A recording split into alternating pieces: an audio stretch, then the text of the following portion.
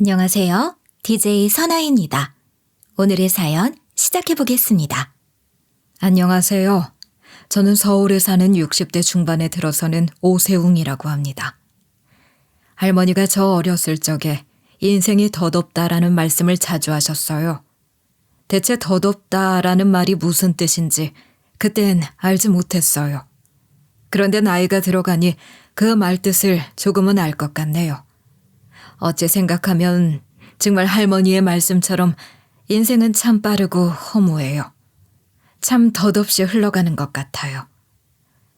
오늘은 제가 큰 맘 먹고 시간을 내어 한때 제 인생을 덧없이 보내게 만든 제 엄마 얘기를 해볼까 합니다. 자식에게 왜 그렇게 무거운 짐을 주셨는지 지금도 묻고 싶을 때가 한두 번이 아니에요. 대체 어떤 사연인지 기막힌 제 이야기를 끝까지 들어주세요. 저는 1987년 제 나이 27살에 24살의 제 아내가 사망했다는 소식을 듣게 되었어요. 당시 우리 부부는 신혼이었지만 어쩔 수 없는 사정 때문에 떨어져 살아야 했죠. 제가 중동건설 노동자로 일을 하게 되어서 한국을 떠나야만 했어요. 배운 것 없고 가진 것 없는 제가 사랑하는 아내와 빨리 일어설 수 있는 방법은 이것뿐이라고 생각했어요. 당시 중동건설 붐은 몇 년 전에 비하면 시들해진 편이었지만 그럼에도 저처럼 돈을 벌기 위해 중동으로 떠나는 젊은 일꾼들이 여전히 있었어요. 저는 중동건설 현장으로 떠나기로 마음먹으면서 아내에게 이렇게 이야기를 했죠. 자기야, 미안해. 내가 5년 바싹 일해서 자기 이름 앞으로 아파트 사줄게. 조금만 참아. 아파트에서 우리 근사한 인생 시작하자. 내 마음 알지? 알아. 나도 당신하고 같은 마음이야. 기다릴 테니까 내 걱정 말고 열심히 일해. 아내와 함께 떠나고 싶었지만 아내는 몸이 약한 사람인지라 주저하게 되었어요. 언어도 통하지 않는데 타지에서 몸이라도 아프면 어쩌겠어요. 그래서 저는 아주 단단히 마음을 먹고 아내는 서울에 두고 저 혼자서만 중동 건설 노동자로 떠나게 되었죠. 중동에 도착해서 저는 열심히 일을 했어요. 한국에 두고 온 아내를 생각하면서 그리고 열심히 일해서 번 돈으로 반드시 아내의 이름으로 된 아파트를 사주고 아이를 낳아 키우며 함께 살 날을 상상하면서요. 그런데 어느 날이었어요. 뇌왕볕 아래 공사 현장에서 일을 하는데 감독관이 저를 부르더군요. 오세웅 씨, 오세웅 씨? 감독관의 목소리에서 왠지 좋지 않은 예감이 느껴졌어요. 한국에서 전보가 왔어요. 이럴 경우는 되게 좋지 않은 소식인데 하면서 감독관의 얼굴에 이미 불안감이 가득했어요. 전보를 열고 내용을 읽어봤더니 감독관의 말이 맞았어요. 그런데 감독관의 생각보다도 더 센 얘기가 담겨 있었어요. 사랑하는 제 아내가 죽었다는 겁니다. 믿을 수가 없었어요. 아내의 편지가 3일 전에 도착했었어요. 자신은 잘 있다면서 저더러 잘 지내고 있냐며 건강이 걱정된다면서 제 안부를 묻던 아내가 죽었다니요. 꼭 누가 장난을 치는 것만 같았습니다. 저는 감독관에게 사정사정을 해서 한국 장모님 댁에 전화 한 통만 할 수 있게 해달라고 부탁을 드렸어요. 이게 무슨 비vol한 말인가요? 전 믿을 수 없었어요. 당장 한국에 가겠노라고, 한국에 보내달라고 감독관님께 부탁을 했어요. 그런데 회사 측에서 안 된다고 하더군요. 그런 게 어딨어요. 사람이 죽었는데. 저는 감독관에게 진상을 부렸어요. 눈물을 흘리면서 소리를 질렀어요. 당신들 아내가 죽었어도 한국에 안 갈 거예요? 당신네 아내가 죽으면 갈 거잖아요. 저는 일꾼이라서 안 되는 거잖아요. 그런 법이 어딨어요? 그럼 제가 계약을 포기할 테니 보내주세요. 위약금을 달라고 하면 드릴게요. 몇 배 더 드릴 테니까 제발 저 좀 보내주세요. 저는 울부짖었어요. 아내가 죽었다는데 어떻게 이곳에서 그 소식을 듣고만 있어요. 당장 한국에 가야죠. 가서 떠나는 아내의 마지막 길을 봐야죠. 회사 측에서도 제 입장을 이해하지 못하는 건 아니지만 물리적으로 쉬운 일이 아니었어요. 회사 측에서도 그동안 이곳에서 일했던 노동자들 가운데 아내상이라든가 가족상을 당한 사례가 없었으니까 더더욱 어떻게 해야 할지를 모르더군요. 그런데 더욱 힘든 게 중동에서 한국으로 가는 비행기가 바로 있는 게 아니잖아요. 지금이야 노동자들 가운데 가족상을 당하면 휴가를 주는 제도가 있지만 그 시절에는 그런 개념 자체가 없었어요. 감독관과 회사 관계자분들은 그런 제가 안타까웠는지 회의를 열었어요. 그리고 운이 좋게도 직원 중에 한 사람이 미국 출장 계획이 있다더군요. 그 직원과 함께 미국으로 가서 저만 미국에서 한국으로 가는 비행기를 타라고 하더군요. 아내가 죽었다는 정보를 받고 이틀이 지난 후에야 저는 중동 현장 직원이 출장을 가는 미국으로 따라가서 미국에서 한국으로 가는 비행기를 탈 수 있었죠. 회사 측에서는 안 되는 일을 해준 거라면서 엄청 생색을 내더군요. 한국으로 가는 그 이틀 사이에 제가 할 수 있는 일은 아내를 위해 눈물을 흘리는 일밖에 없었어요. 그렇게 전 아내가 죽었다는 소식을 듣고 난 뒤 사흘 만에 한국에 도착을 했죠. 아내의 장례식은 어떻게 됐을까? 아직도 치러지고 있을까? 여러 생각들을 하면서 비행기에서 내리자마자 저는 공중전화로 달려가서 장모님 댁에 전화를 걸었어요.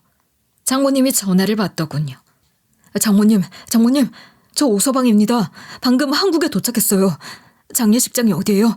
저 어디로 가면 됩니까?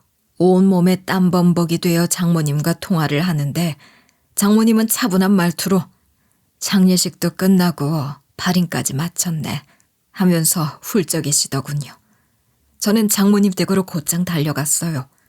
장모님은 저를 보더니 눈물부터 흘리시더군요. 저는 어떻게 된 사연인지 장모님을 다그쳤어요. 장모님, 어떻게 된 거예요? 좀 자세히 말씀해 주세요. 내 딸이 자동차에 치여서. 고통이 얼마나 컸을까. 그 여린 것이 자동차에 치였을 때 뭘 생각했을까. 내 딸, 사랑하는 내 딸이 하늘나라로 갔다네.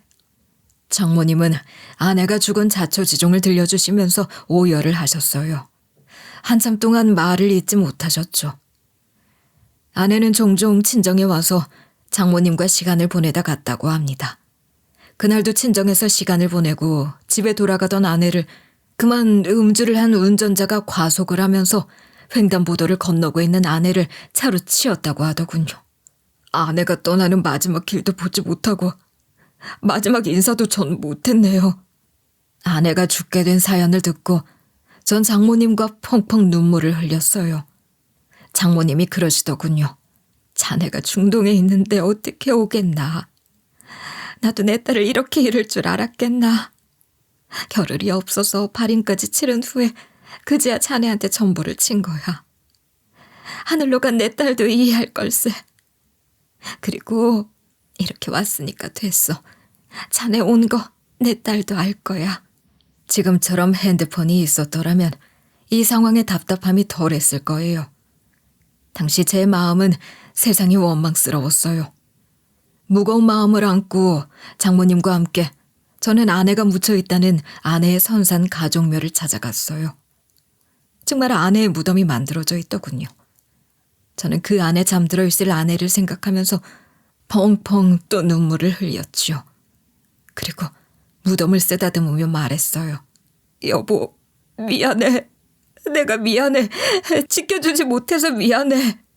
장모님 말이 아내를 자동차로 친 사람은 감옥으로 이감이 됐다고 하더군요. 마음 같아서는 그 사람을 찾아가서 멱살을 잡고 흔들어 버리고 싶었지만 갈 수가 없었어요.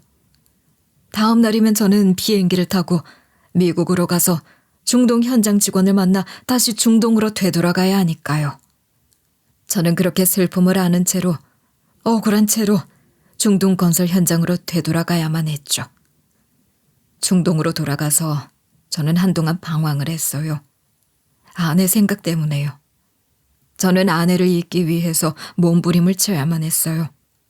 일을 더 열심히 하고 쉬는 날에는 운동만 하면서 정신을 다른 곳에 팔려고 엄청 노력을 했어요. 때로는 아내의 사진을 보면서 울고불고 했지만 제가 운다 한들 죽은 아내가 살아 돌아올 일이 없잖아요. 그렇게 시간은 흘러만 가더군요. 시간이 흘러가니 점점 아내에 대한 생각도 무뎌지더군요. 저는 중동건설 현장과 맺은 5년간의 계약 기간을 끝내고 한국에 돌아오게 됐어요. 기대만큼 돈이 모아졌어요. 정말 이 돈이라면 한국에서 작은 아파트를 사서 아내와의 약속을 지켰을 거예요. 지금쯤이면 중동에서 번 돈으로 내 집을 마련하자고 아파트를 보러 다녔을 것이고 이세를 낳자며 가족 계획도 세웠을 거예요. 그렇게 아내와 알콩달콩 행복하게 살았을 텐데 아내는 뭐가 그리도 바빴을까요? 아내를 원망하면서 때로는 아내를 추억하면서 저는 한국에서의 생활을 다시 시작했어요. 중동 건설 현장에서 열심히 일한 결과 저는 한국에서 꽤나 좋은 건설 회사에서 스카우트 제의를 받았어요. 건설 회사에서는 중동에서 얻은 저의 좋은 평판과 저의 기술을 보고 함께하자는 제의를 해왔죠. 저는 마다할 이유가 없었어요. 안정적인 정규직 직원으로 들어가는 거니까요. 그렇게 저는 안정적인 직장이 생겼죠. 그리고 아내의 기일이 찾아오면 저는 아내의 무덤에 가서 시간을 보내다 왔어요. 아내를 혼자 두고 중동에 가지 않았더라면 어땠을까? 후회하고 또 후회를 하기도 하고 아내가 살아있었다면 지금 나는 어떤 모습일까? 가끔은 그런 상상을 해보면서요. 그렇게 올해 역시도 아내의 기일에 혼자서 아내의 무덤에 다녀왔는데 집에 와보니 엄마가 와 계시더군요. 달갑지가 않았어요. 무슨 말을 할지 뻔히 아니까요. 너 뭐하고 다니는 거야? 아직도 죽은 여자 못 잊은 거야? 산 사람은 살아야지. 언제까지 바보 등신처럼 그럴 거야? 네가 이런다고 누가 알아줘? 죽은 여자가 살아 돌아와? 미친 짓 그만하고 이번 주말에 맞선 봐. 중매쟁이한테 돈 좀 쥐어줬더니 죽은 그년보다도 훨씬 나은 조건 가진 여자들 소개해준다더라. 그리고 요번에 맞선 볼 여자가 잘 안 되면 또 다른 여자도 소개해준대. 네가 사별은 했어도 자식이 딸리기랬어 집이 없어. 게다가 대기업 다니다니까 직장도 좋다면서 소개해줄 여자가 줄줄이 있다더라. 사별한 너랑 다르게 시집도 안 간 처녀라니까 꼭 가서 만나봐. 장소랑 시간은 메모해서 식탁에 올려놨다. 엄마 얼굴에 먹칠하지 말고 꼭 나가서 만나봐. 라고 하시면서 가시려고 하더군요. 순간 저는 화가 치밀었어요. 앞으로의 결혼 계획은 생각해보지도 않았는데 엄마가 자꾸 이러는데 부담스럽고 불쾌했거든요. 저는 딱 부러지게 얘기를 했어요. 엄마, 그만 좀 하세요. 죽은 사람에 대한 예의 좀 갖추세요. 뭐? 죽은 사람에 대한 예의? 넌 엄마에 대한, 조상에 대한 예의 좀 갖추렴. 대를 이어야지. 훗날 조상들 얼굴을 어떻게 보려고 그래? 네 나이 만만치 않아. 세장가 안 될 거 아니면 하루라도 빨리 결혼해서 가정 일궈. 지금은 엄마 말이 듣기 싫어도 시간 지나봐라. 너 나한테 고맙습니다 하고 넙죽 절할걸? 남자가 어떻게 혼자서 평생을 산다고 청승을 떨어?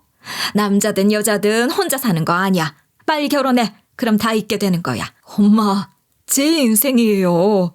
제가 알아서 할 테니까 나서지 마세요. 제발요, 제발요.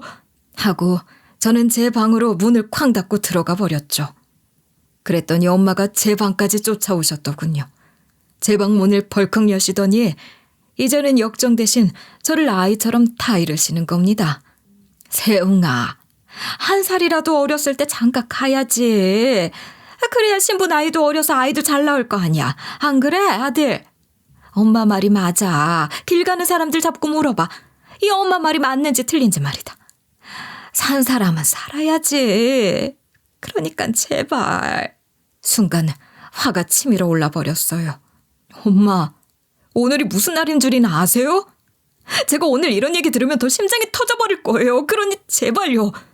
엄마는 그제야 오늘이 아내의 제사인 걸 눈치채셨어요. 오늘은 그만해? 오늘이 그년 제삿날이구나. 청승이 따로 없다. 죽은 년 제사 지내주면 누가 알아준다든? 죽은 사람이 살아 돌아오냐고 하시면서 절 답답해 하셨어요. 그녀는 결혼한다고 인사 올 때부터 내 마음에 안 들더니 아주 죽어서도 내 속을 썩이는구나. 엄마는 늘 하던 레파토리를 던지시고는 현관문을 꽝 닫고 나가시더군요. 사실 저는 다 알고 있었어요. 엄마가 아내에게 심하게 시집살이를 시켰던 거려. 그래서 제가 중동 건설 현장을 가기로 마음먹기 시작할 때부터 중동으로 떠나는 전까지도 고민이 많았어요. 엄마를 생각하면 아내를 데리고 중동으로 가고 싶었지만 여린 아내가 낯선 땅 중동에 와서 고생하는 것보다야 그래도 이곳이 낫다고 생각해서 아내를 한국에 남겨두고 간 거였는데 이런 결말이 날 기다리고 있었을 줄이야 꿈에도 상상하지 못했어요. 엄마가 일방적으로 맞선 자리를 잡았지만 전 나가지 않았어요. 그 후로도 여러 차례 자리를 마련했고 약속이 어긋나면 저에게 와서 엄마는 폭언을 던지셨지만 저는 여전히 새 장가를 들 마음이 없어서 맞선 자리에는 한 번도 나가지를 않았어요. 그렇게 아내가 죽고 7년의 시간이 지나 1994년이 되었어요. 중동을 다녀온 이후, 그러니까 아내가 죽은 후로 중학교 동창회 모임을 가지 않았는데 그 해에는 유난히 친구들이 참석을 하라면서 재촉을 하더군요. 그래서 올해는 잠깐 얼굴만 비치고 와야지 하는 마음으로 참석을 하기로 마음먹었죠. 아주 오랜만에 참석한 모임에는 중학교 동창이자 어린 시절부터 동네 친구로 자란 수황이가 나왔더군요. 제 결혼식 이후로 처음 보는 수황이는 미국으로 유학을 다녀온 후로 저처럼 동창들과도 연락이 끊겼다가 올해 처음으로 나왔다고 하더군요. 수황이는 지금 잘 나가는 사진작가가 되어 있었어요. 어려서부터 자유로운 영혼이었는데 역시나 수황이는 자유롭게 살고 있더군요. 동창 모임이 끝나고 수황이와 저는 오랜만에 회포를 풀 겸 둘만의 술자리를 가졌고 이런저런 이야기를 나눴죠. 저는 제 직업인 건축에 대한 얘기를 하고 수황이는 미국 유학 생활과 자신이 요즘 찍고 있는 사진들에 대한 얘기를 했죠. 수황이는 미국 유학 생활을 접고 한국 여기저기를 돌아다니면서 사진을 찍고 있다더군요.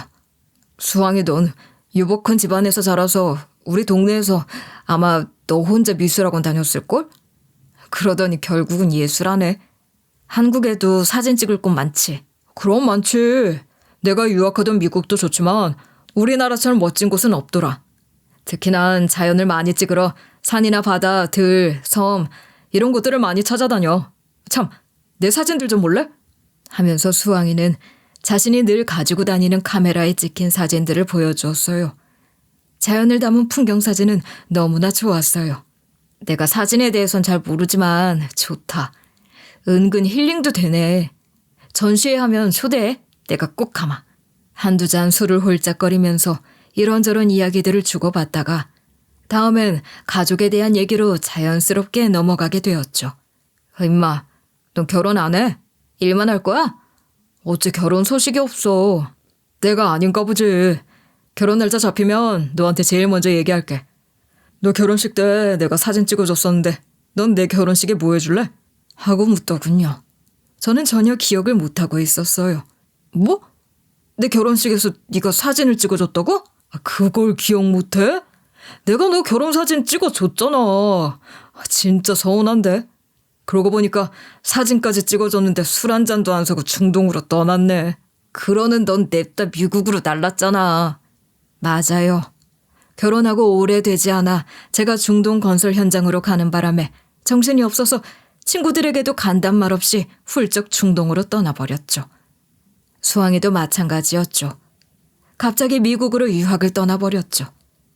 이런저런 얘기를 나누다가 갑자기 생각났다는 듯 수황이가 얘기를 꺼냈어요. 참, 내가 얼마 전에 섬에 들어갔다가 사진작가로서 내 인생 사진 몇 장을 건졌는데 말이야. 그 섬에서 네 아내 봤어. 여행 온 것 같던데? 반가워서 인사하려고 내가 다가가려는데 네 아내는 어디 급하게 갈 데가 있는지 빠른 걸음으로 가버리더라고. 타이밍을 못 잡아서 놓쳤어. 그 섬은 아직 관광객들에게 많이 알려지지 않았는데 네 아내는 어떻게 알고 그 좋은 섬에 여행을 갔대? 저는 수황이 말에 그저 웃음을 지어 보였어요. 그리고 흘리는 말로 착각이겠지. 아직 수황이에게는 제가 사별했다는 얘기를 하지 않았거든요. 저는 이야기의 화제를 다른 얘기로 넘기려고 했지만 수왕이는 아내 얘기를 계속 이어갔어요. 뭐? 내가 네 아내 얼굴을 착각했다고? 아니야. 내가 네 결혼식 날 사진 찍어줬잖아. 이래봬도 내가 눈썰미 죽이는 사진작가라고. 근데 네 아내 얼굴을 착각할까? 세용이 네 와이프 맞다니까 그러네. 저는 할 수 없이 수왕이에게 사실을 털어놓았어요. 내 아내 죽었어. 내가 중동 가서 자리 잡은 지 몇 개월 되지 않아서. 순간 수왕이와 저 사이에 정적이 흘렀어요. 제 표정에서 진심이라는 걸 수왕이가 느낀 것 같았어요. 설마... 진짜요? 에이, 장난이지? 그러자 수왕이는 놀라더니 진짜 죽은 거 맞냐는 말을 몇 번이고 물어봤어요. 제가 그렇다고 계속 대답하자 수왕이는 말도 안 된다는 말을 계속 중얼거렸죠. 아니, 그럼 내가 귀신을 본 거란 말이야? 그 사람 분명 네 아내 맞았는데. 닮은 사람을 본 거겠지. 네가 내 아내 봤다고 해도 한참 전인데 정확하게 얼굴을 기억하겠어? 분위기나 이목구비가 비슷해서 착각한 걸 거야. 아닌데. 분명히 맞는데. 하면서 수왕이는 혼란스러운 얼굴로 머리를 극적거렸어요. 저는 속으로 생각했어요. 그래. 수왕이의 말처럼 아내가 세상 어딘가에서 살아있다고 내 앞에 불쑥 나타났으면 좋겠다라고요. 수왕이는 제 앞에서 고개를 갸웃거리면서 계속 정말 제 와이프를 본 게 맞다고 주장했습니다. 세웅아, 내 말이 거짓말 같겠지만 진짜 네 와이프 본 게 맞아. 그 섬에서 네 와이프 찍은 사진 나한테 있어. 내가 찍은 사진 프레임 안에 네 와이프가 들어왔더라. 그때 나도 몰랐지. 그런데 집에 와서 모니터로 보니까 네 와이프가 찍혔더라고. 아마 집안 어디에 있을걸? 난 작업한 필름은 절대 버리지 않고 모아두거든. 수황이는 격앙된 목소리로 말했습니다. 아내를 봤다고 우기며 흥분한 수황이를 보고 좀 취했다고 생각이 들어서 알겠다는 식으로 달랬습니다. 물론 수황이의 말을 믿지는 않았습니다. 이게 현실적으로 불가능한 일이니까요. 그리고 세상에는 닮은 사람도 느낌이 비슷한 사람도 꽤나 있으니까요. 그렇게 그날 수왕이와 둘이서 오붓하게 술 한잔하고 집에 들어와 잠을 자는데 수왕이의 말이 머릿속에서 떠나질 않았어요. 수왕이의 말처럼 아내가 저 먼 섬 어딘가에 살아있으면 얼마나 좋을까 하고요. 그렇게 저는 수왕이의 말을 고지듣지 않고 잠에 빠져들었죠. 그리고 다음 날 수왕이가 제 집 전화로 연락을 해왔더군요. 줄 게 있으니 잠깐 보자고요. 수왕이가 제 집 앞까지 오겠다더군요. 난감했지만 알겠다고 했습니다. 10분 뒤 차를 타고 도착한 수황이가 전해줄 물건을 내밀었습니다. 서류 봉투였죠. 미안하다. 내가 출세 약속이 있어서 가봐야 돼. 이것만 전해주려고 들렸어. 이 사진 확인해봐. 꼭! 하면서 급하게 가버리더군요. 저는 수왕이가 준 사진 봉투를 들고 집에 들어왔어요. 그리고 큰 기대 없이 봉투 안을 열어 사진을 봤죠. 저는 순간 기절할 뻔했어요. 눈을 비비고 사진을 다시 들여다봤어요. 그리고 또다시 봤어요. 아무리 봐도 이 사진은 아내가 맞았어요. 사진 속 아내가 쓰고 있는 밀짚 모자는 제가 선물로 사준 모자였어요. 그때 이 밀짚 모자를 아내와 함께 고르면서 아내는 흰 리본이 달린 밀짚 모자를, 저는 검정 리본이 달린 밀짚 모자를 사자고 신랑이 했던 기억을 아주 생생하게 저는 간직하고 있거든요. 결국 아내의 뜻대로 하얀 리본이 달린 밀짚 모자를 제가 선물했는데 수왕이가 준 사진 속에 아내가 그 하얀 리본이 달린 밀짚 모자를 쓰고 있는 거예요. 저는 수왕이에게 전화를 걸었어요. 그리고 자세하게 물어봤어요. 이 사진을 찍은 정확한 장소와 정확한 날짜와 시간대를 알려달라고요. 수왕이는 대답했어요. 사진을 찍은 건 한 달 전이야. 장소는 전라남도에 있는 섬이고 하루에 그 섬에 들어가는 배는 2번. 시간대 잘 맞춰서 들어가야 돼. 저는 수왕이에게 모든 정보를 듣고 회사에는 3일 휴가를 내고 수왕이가 말한 섬으로 달려갔어요. 배에서 내리자마자 일단 섬 주변을 둘러봤어요. 혹시 아내를 마주칠 수도 있으니까요. 섬 주변에는 사람들이 그리 많질 않았어요. 끼니 때가 되어 저는 식당으로 들어갔어요.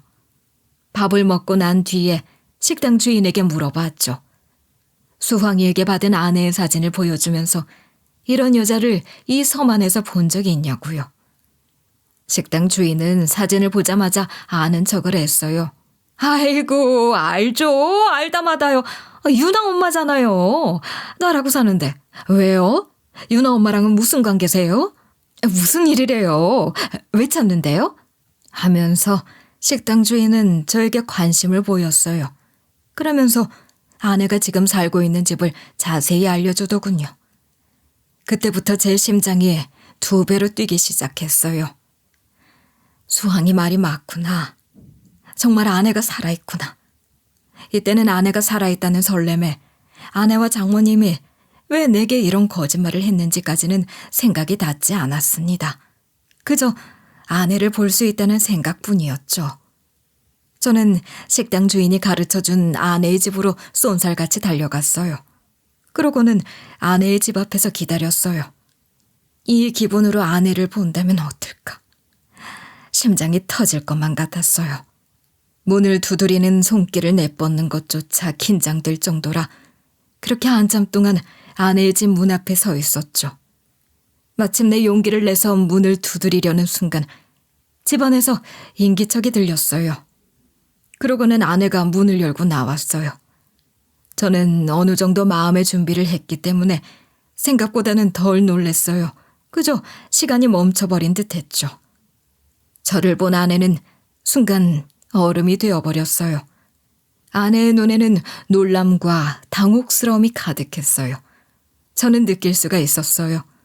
아내와 저 사이에 한참 동안의 정적이 흘렀어요. 제가 먼저 말을 했어요. 정인이, 진짜 정인이 맞지? 아내는 대답 대신 눈물을 흘렸어요. 얼마나 놀랐는지 말을 잃어버린 사람 같았어요. 저는 아내의 2 어깨를 쥐어잡고 마구 흔들어댔어요. 화가 나기 시작했어요. 이렇게 멀쩡히 살아있는데 왜 내 곁을 떠났으며 그것으로도 부족해서 왜 죽었다는 거짓말을 했는지요. 저는 쉴 새 없이 질문을 쏟아부었어요. 너 뭐야? 지금 여기서 뭐 하는 거야? 죽었다면서.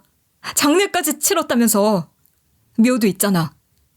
난 해마다 네 묘소 가서 널 추억하고 있는데 널 아직도 잊지 못하고 그리워하는데 그런데 넌 이렇게 멀쩡히 살아있어? 대체 이유가 뭐야? 내가 너한테 뭘 잘못했는데 대체 왜 이래야만 하는데? 말해봐. 내가 이해할 수 있게 당장 말해보라고. 저는 그동안 쌓인 말과 감정들을 모두 뱉어냈어요.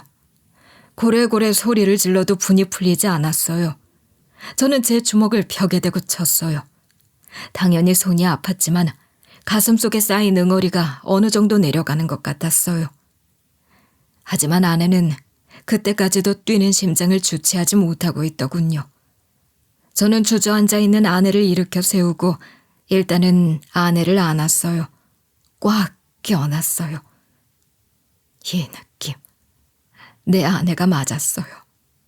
아내와 저는 서로를 부둥켜 안고 한참 동안 뜨거운 눈물을 흘렸어요.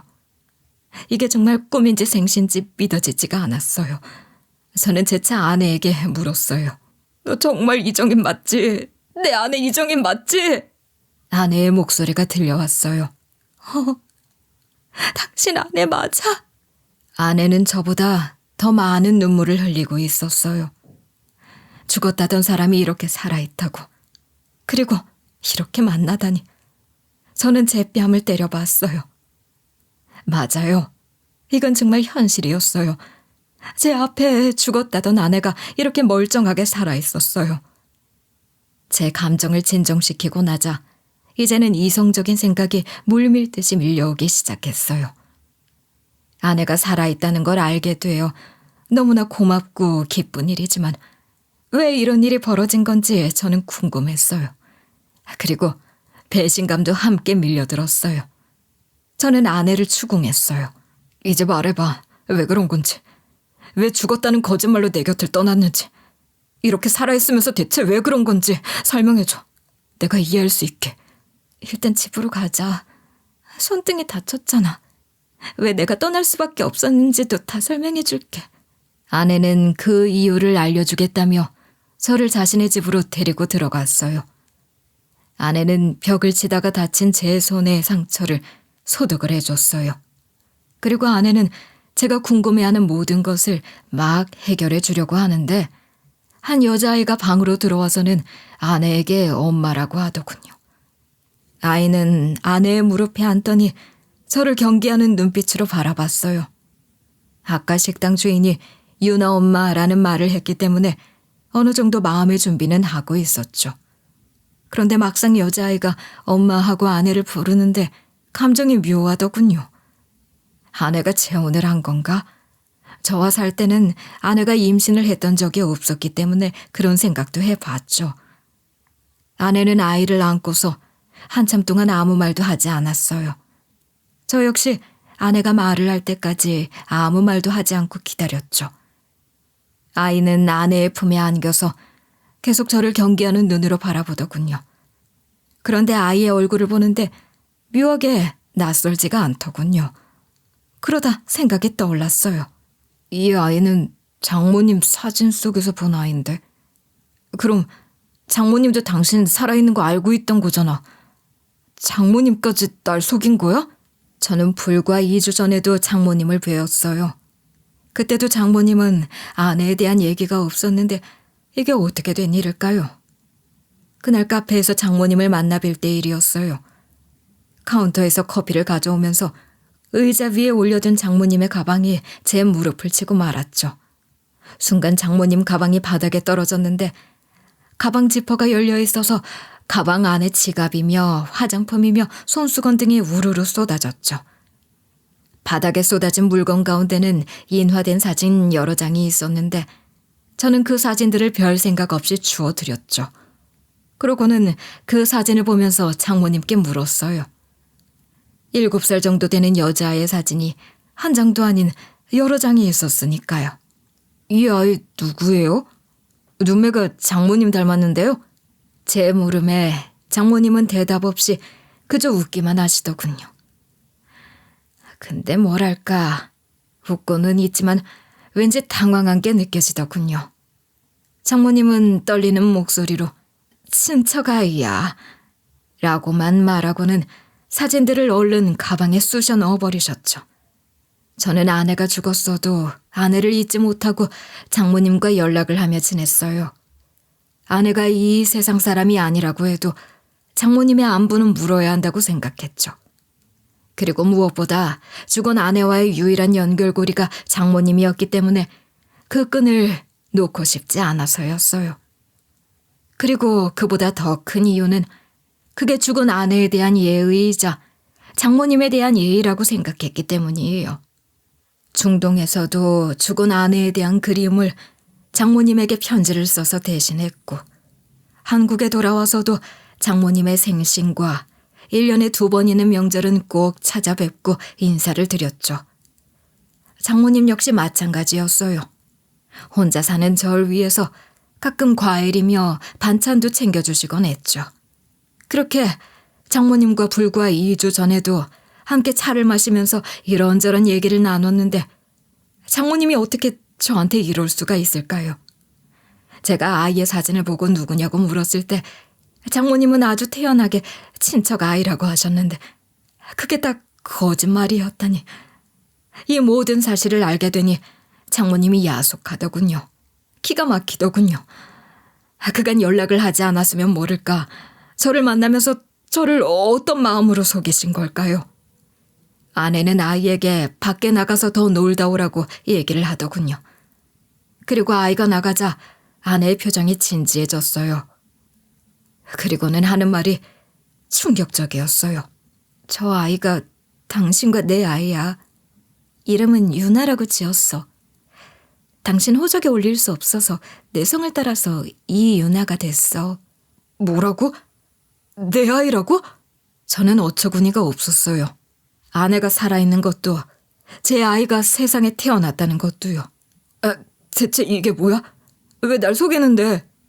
왜 내 딸까지 낳았는데 죽은 척했던 거야? 도대체 왜? 내가 뭘 잘못했어? 대체 내가 뭘 잘못했길래 이런 거짓말을 했냐고.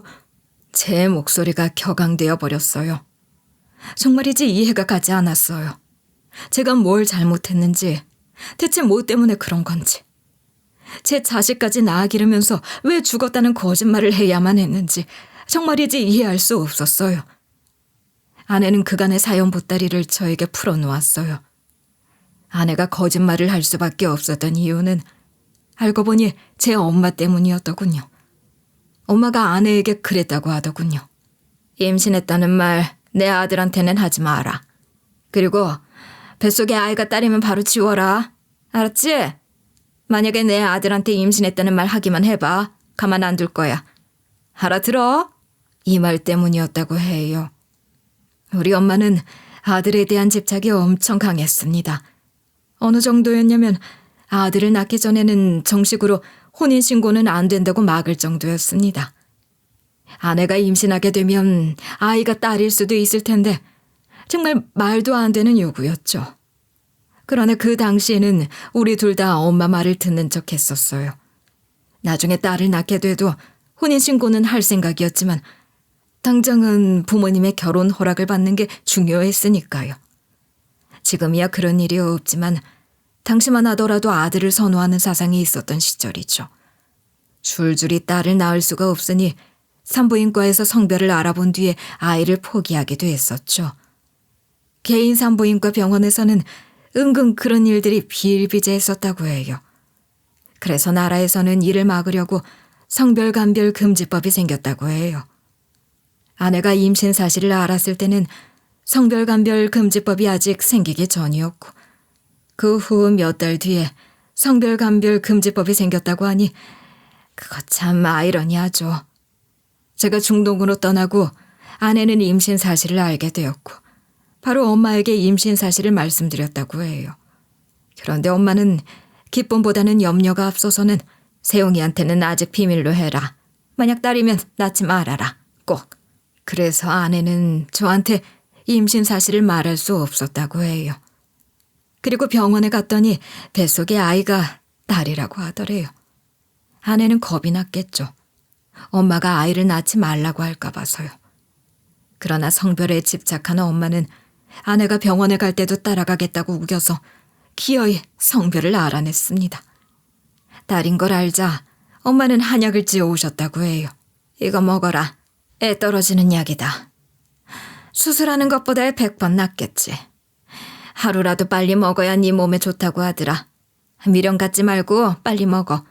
그리고 얼른 회복해야 할 거 아니야. 몸도 말라서는. 아이고. 내가 이럴 줄 알고 결혼 반대했던 거야. 엄마의 말에 아내는 당황하지 않을 수 없었다고 해요.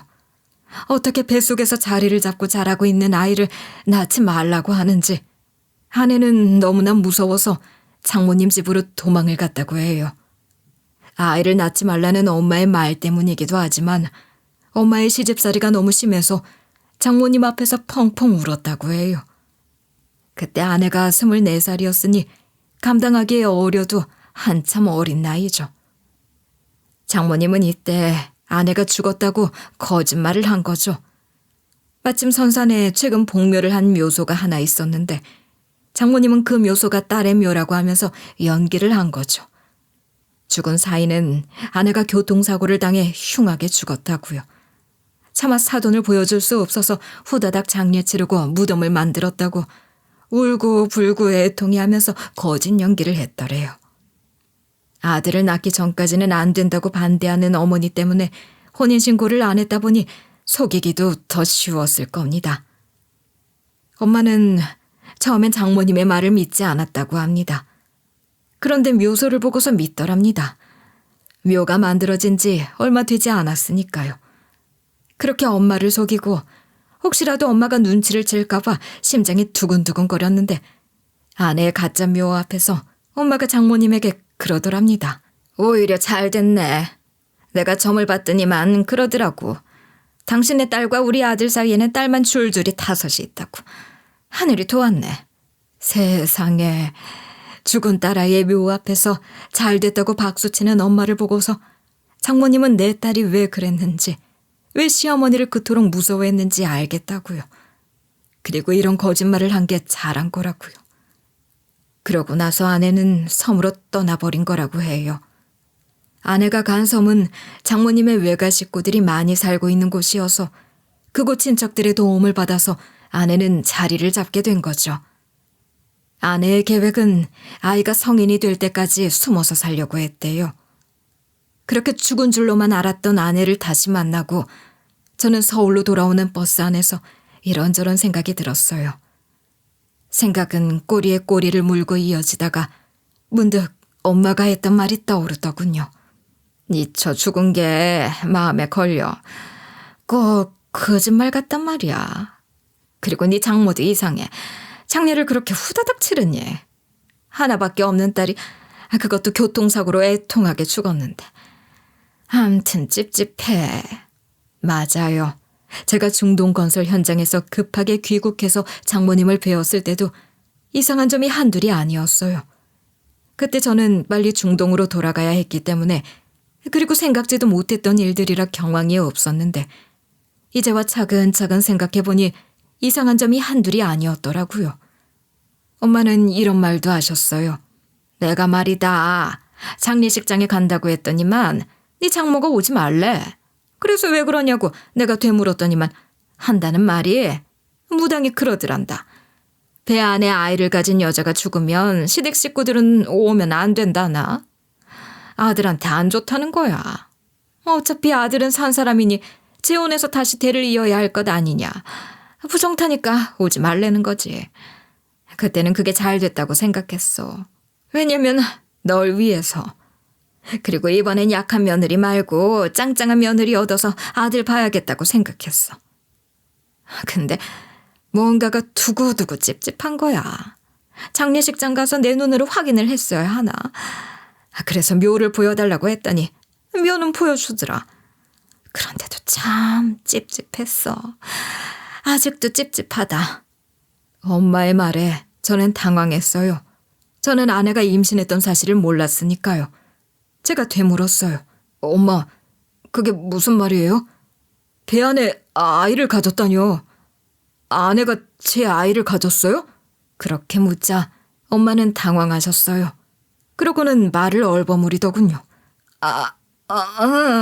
그게 맞아. 임신했지. 너 중동으로 떠나고 바로 임신 사실을 알았다만 바로 유산했어. 임신을 했으면 너한테 내가 먼저 알렸지. 안 그래? 엄마는 제가 아내를 첫 인사시킬 때부터 달가워하지 않았어요. 야리야리하다고요. 보리죽 한 그릇도 먹지 못한 사람 같다고요. 저래서 아들 낳겠냐면서 우리 집안 아이는 아닌 것 같다고요. 하지만 저는 아내가 아니면 결혼하지 않겠다고 우겼거든요. 제 고집을 알기 때문에 엄마가 끝내 결혼을 승낙하셨지만 제 아내에게 만만찮은 시집살이를 시키셨어요. 그런 마당에 아들이 중동으로 떠났고 임신을 했는데 배 안에 아이가 딸이라고 했으니 엄마 입장에서는 충분히 그랬을 거예요. 저는 엄마를 용서할 수 없었어요. 엄마 말만 믿고 어쩔 수 없이 우리 아이가 태어나기도 전에 세상을 떠난 줄만 알고 있었는데 사실은 엄마가 포기하기로 종용했었던 거라니. 오죽했으면 아내와 장모님이 이런 자작극을 벌였을까 싶더군요. 게다가 제 아이는 무슨 죄입니까? 딸이라는 게 무슨 죄인가요? 아내가 아니었다면 지금쯤 제 아이는 이 세상에 없었을 거예요. 그렇게 생각하니 아내도 이해가 가고 아빠 없이 7년이란 세월을 산 제 딸이 안쓰러워졌어요. 저는 아내를 만난 이후로 엄마와 의절을 해버렸어요. 엄마가 연락을 해도 받지 않고 제 집을 찾아와도 만나주지 않았어요.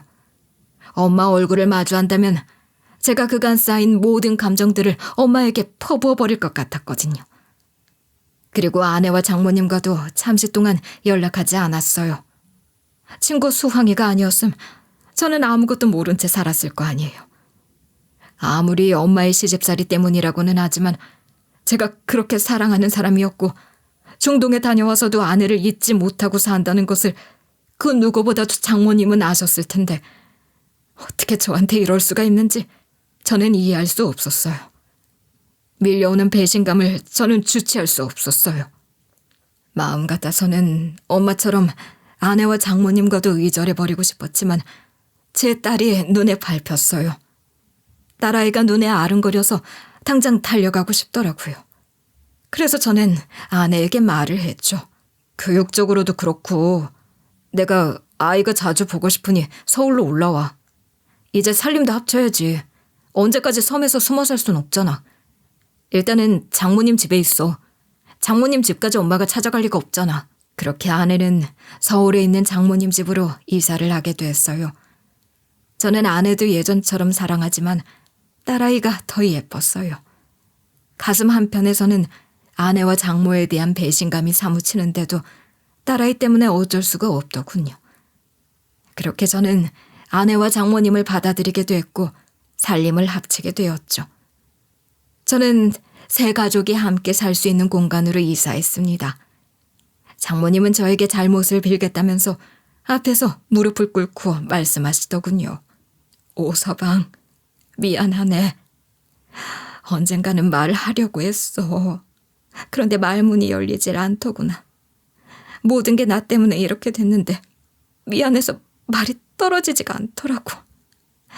올해는 말해야지. 올해는 꼭 얘기를 해야지 하는데 입이 안 떨어지더라고. 저번에 카페에서 자네 만났을 때 가방에 떨어지는 바람에 가방 안에 있던 사진들이 바닥으로 모조리 떨어졌었잖아. 사실 그날 모든 걸 얘기하고 유나 사진도 보여주려고 했었어. 근데 차마 입이 안 떨어지더라고. 그래서 그날도 그냥 와버린 거야. 오서방, 모든 게 내 잘못이야. 내 딸 정인이랑 자네 딸 유나는 아무 잘못이 없네. 미워하거들랑 나만 미워하고 불쌍한 내 딸과 유나는 자네가 받아주게나. 미안하네. 잘못했네. 다 용서해주게나. 하시면서 눈물을 흘리셨어요. 저는 제 앞에서 무릎을 꿇고 울고 있는 장모님을 안아드렸어요. 장모님, 저도 처음엔 모든 게 이해가 가질 않았어요. 화도 나고 야속하기도 하고 그래서 모두 인연을 끊어버리려고 했어요. 그런데 이런 게 천륜인가 봐요. 딸아이 유나가 너무나 보고 싶은 거예요. 유나가 눈에 밟혀서 살 수가 없더라고요. 장모님 잘못 아니에요. 일어나세요, 장모님. 그렇게 저는 장모님과도 묵은 감정들을 모두 풀었죠. 저는 아내에게 얘기했어요. 우리 이제 지난 날은 다 잊자. 우리에겐 미래가 중요해. 앞으로 우리 잘 살자. 내가 유나에게 못한 아빠 노릇 이제부터 해야 돼. 나 역시 아내 노릇 잘할게. 여보, 미안하고 고마워. 아내와 저는 그간의 일들은 모두 지워버리고 우리의 미래와 아이의 미래를 위해 살자고 약속했죠. 저는 그간 딸아이에게 해주지 못한 것을 해줬어요. 밤이면 꼭 동화책을 읽어주고 주말이면 김밥을 싸서 근처 공원으로 놀러 갔어요. 들로 산으로 바다로 여행도 다녔죠. 아이는 행복해했어요. 아내도 행복해했고요. 저 역시 너무나 행복했어요. 이게 가족이구나. 정말 행복하더군요. 웃음기라고는 없는 제 얼굴에 생기가 돌기 시작했어요. 회사 직원들이 저에게 그러더군요. 오세영 씨 연애하나 봐. 얼굴이 아주 피었어. 청첩장은 언제 줄 거야? 엄마는 저에게 문자를 하고 회사 앞으로도 저를 찾아왔어요. 집안의 대를 이어야 하고 제사를 모셔야 하니 하루라도 빨리 결혼을 하자고요. 저는 엄마에게 말씀을 드렸죠. 엄마, 전 세장가 갈 생각 없으니 연락하지 마세요.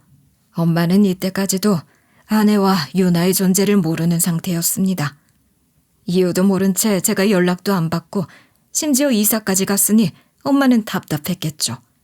솔직히 저도 처음부터 엄마에게 이 모든 일들을 얘기하면서 엄마에게 화내고 싶었습니다.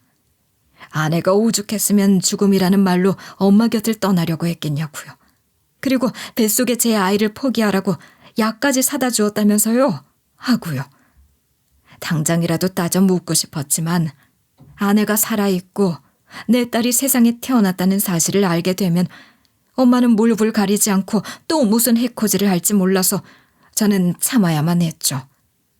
대신 저는 엄마와의 인연을 끊어버린 거죠. 하지만 이제는 아내와 살림도 합쳤고 완전히 다시 가족으로 살고 있으니 못 밝힐 이유도 없었습니다. 저는 엄마에게 모든 걸 알았다고 고백했습니다. 그러나 엄마는 잘못을 빌기는커녕 오히려 제 아내 욕을 하면서 그년이 결국 우리 집안을 망쳤구나라고 길길이 날뛰는 것 아니겠어요? 그리고 구구절절 변명을 하더군요. 그때 어쩔 수 없었다. 대를 이어야 될 아들이 필요한데 필요 없는 딸을 낳겠다고 하는데 어떡하겠냐고 말하는데 제 부모지만 정말 저게 사람인가 싶었습니다. 열받은 전 엄마와 평생 만나지 않겠다고 선언했습니다. 엄마는 그 뒤에도 저에게 계속 연락했지만 끝내 저는 엄마를 만나지 않았고 엄마도 절 포기하셨는지 어느 순간부터는 연락을 해오지 않더군요. 1년 뒤에 우연찮게 엄마 소식을 들었는데 엄마가 누나네 집으로 갔다고 하더군요. 누나가 서울 시내에서 큰 고깃집을 하는데 큰 식당 일에 매달리다 보니 누나네 집안 살림을 도와줄 사람이 필요했던 모양이더군요. 엄마는 누나네 집에 들어가서 누나네 딸을 돌봐주었다고 해요. 누나의 딸은 초등학교 3학년인데 엄마는 그렇게도 누나 딸을 구박했다고 해요. 다름 아닌 성별차별로요. 네가 아들이었어야 하는데 네 집한테는 누가 이어? 엄마는 누나에게도 아들을 낳으라고 강요를 했다더군요. 저한테 그 일 때문에 의절까지 당해놓고서 아직도 아들을 포기하지 않으니 대단한 인간입니다. 나이 먹기 전에 지금이라도 아들 하나 낳아라. 돈도 이렇게 많으면서 아들 하나 더 낳아서 키워. 네 시어머니는 아들 낳으라고 안 해? 마음으로는 너한테 말하고 싶어서 끙끙 앓고 계실 거다. 어서 낳아. 너 가게 일로 바쁘면 내가 아이는 키워주마. 하시면서 누나에게 아들 노래를 불렀다고 해요. 결국 누나도 지쳐버렸겠죠. 엄마, 요즘 세상에 누가 아들해요. 딸도 아들하고 똑같아요. 엄마 시대하고는 달라요. 아들 타령 좀 그만해요. 세상이 바뀌었다고요. 제발 그만해요. 그딴 소리 하지 마라. 세상이 아무리 바뀌었어도 변하지 않은 게 있어. 어떻게 딸이 아들 역할을 하니? 아들은 아들이야. 딸은 딸이고. 누나는 참다 못해서 엄마 그럴 거면 내 집에서 나가세요. 당장 나가라고요. 하고는 엄마의 짐을 챙겨서 내쫓아 버렸다고 해요. 엄마는 그 길로 요양원으로 들어갔다고는 하는데 이후 소식은 누나도 저도 듣지 못했죠. 저는 엄마를 잊고 딸과 아내와 행복한 나날들을 보냈어요. 그렇게 또 여러 해가 지났을까요? 누나에게서 문자가 왔더군요. 엄마가 돌아가셨다고요. 누나가 제게 물었어요. 엄마 혼자서 쓸쓸히 가셨는데 마지막 인사는 할래? 저는 대답하지 않았어요. 저는 엄마를 용서하지 않을 거거든요. 누나는 엄마의 장례를 혼자 치러주었다고 하더군요. 글쎄요. 언제가 될지는 모르겠지만 제가 엄마를 용서할 수 있을 때 그때 엄마의 묘에 찾아가 보려고 합니다. 그 후 많은 시간이 지났지만 저에게는 이 사연이 바로 엊그제 벌어진 일만 같아요. 무뎌질 때도 됐지만 잊히지가 않네요. 이런 제 사연 끝까지 들어주셔서 감사합니다. 모든 분들의 가정에 행복이 가득하시길 바랍니다. 안녕히 계세요.